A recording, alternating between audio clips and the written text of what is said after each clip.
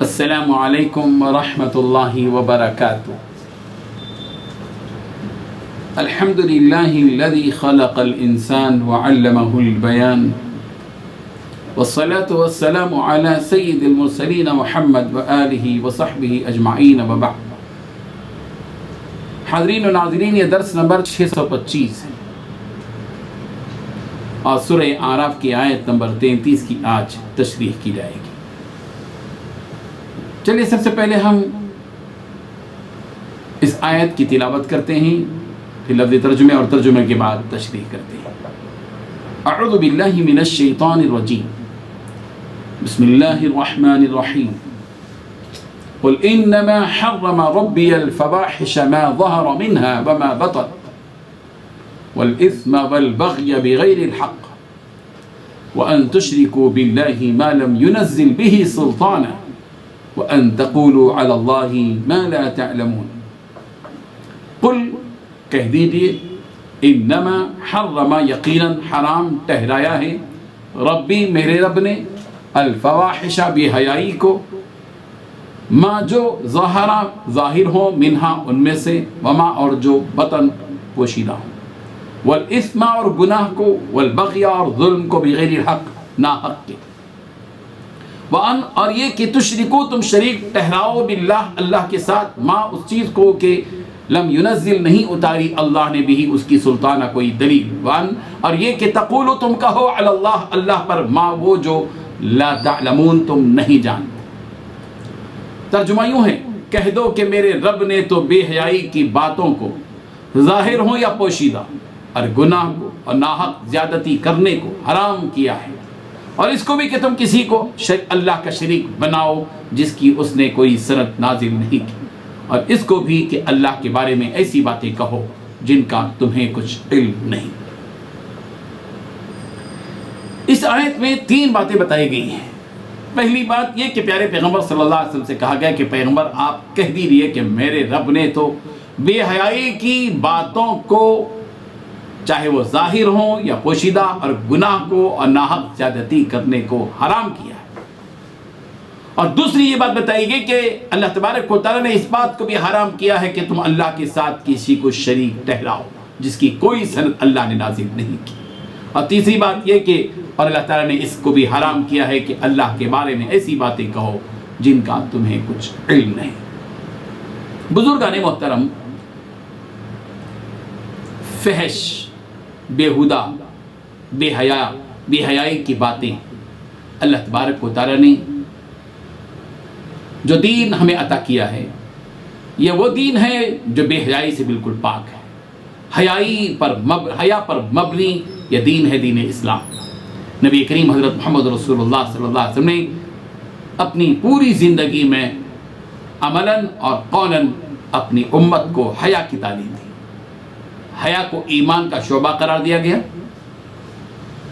اور یہ بات بتا دی گئی کہ حیا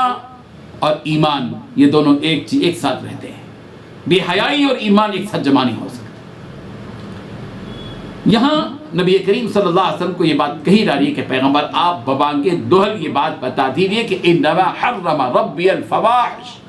کہ میرے رب نے حرام کر دیا ہے بے حیائی کی باتوں کو۔ بے حیائی کی باتیں 2 قسم کی ہوتی ہیں، ایک تو ظاہر اور ایک باطن، اندرونی اور ظاہری۔ اللہ تعالیٰ نے ظاہری بے حیائی کو بھی اور باطنی بے حیائی کو بھی، کھلی بے حیائی کو بھی، چھپی بے حیائی کو بھی، ہر قسم کی بے حیائی کو اللہ نے حرام قرار دیا ہے۔ سورہ بقرہ کی آیت نمبر 159 میں اللہ تبارک و تعالیٰ نے یہ بات بتائی کہ انما یأمرکم بالسوء والفحشاء، شیطان جو ہوتا ہے وہ بدی اور بے حیائی کے کاموں کا حکم دیتا ہے۔ اللہ تبارک و تعالیٰ بھلائی کا حکم دیتے ہیں، حیا کا حکم دیتے ہیں، نبی بھلائی کی بات کا حکم دیتے ہیں اور حیا کا حکم دیتے ہیں۔ قرآن مجید بھلائی کا حکم دیتا ہے، حیا کا حکم دیتا ہے، اور اس کے مقابلے میں شیطان انما یأمرکم بالسوء والفحشاء، وہ شیطان تمہیں بدی کے کاموں کی، برائی کے کاموں کی اور بے حیائی کے کاموں کی تلقین کرتا ہے، تعلیم دیتا ہے، حکم دیتا ہے۔ سورہ بقرہ کی آیت نمبر 268 میں ہے الشیطان یعدکم الفقر ویأمرکم بالفحشاء، شیطان تمہیں مفلسی سے ڈراتا ہے کہ اگر اللہ کے راستے میں خرچ کر دو گے تو تم مفلس بن جاؤ گے، شیطان ڈراتا ہے، اور اللہ تبارک و تعالیٰ ترغیب دیتے ہیں کہ اگر 1 دو گے تو 10 ملے گا کم سے کم، اور شیطان حکم دیتا ہے بالفحشاء، بے حیائی کے کاموں کے کرنے کی تلقین کرتا ہے، حکم دیتا ہے۔ سورہ آل عمران کی آیت نمبر 135 میں اللہ تعالیٰ نے فرمایا جو نیک لوگ ہوتے ہیں ظاہر بات ہے کہ وہ بے حیائی کے کام نہیں کرتے، لیکن اگر ان سے کوئی بے حیائی کا کام ہو جاتا ہے تو ان کے اندر کی کیفیت کیا ہوتی ہے؟ قرآن مجید نے بیان کیا سورہ آل عمران کی آیت نمبر 135 میں وَالَّذِينَ إِذَا فَعَلُوا فَاحِشَةً أَوْ ظَلَمُوا أَنفُسَهُمْ ذَكَرُوا اللَّهَ فَاسْتَغْفَرُوا لِذُنُوبِهِمْ، وہ لوگ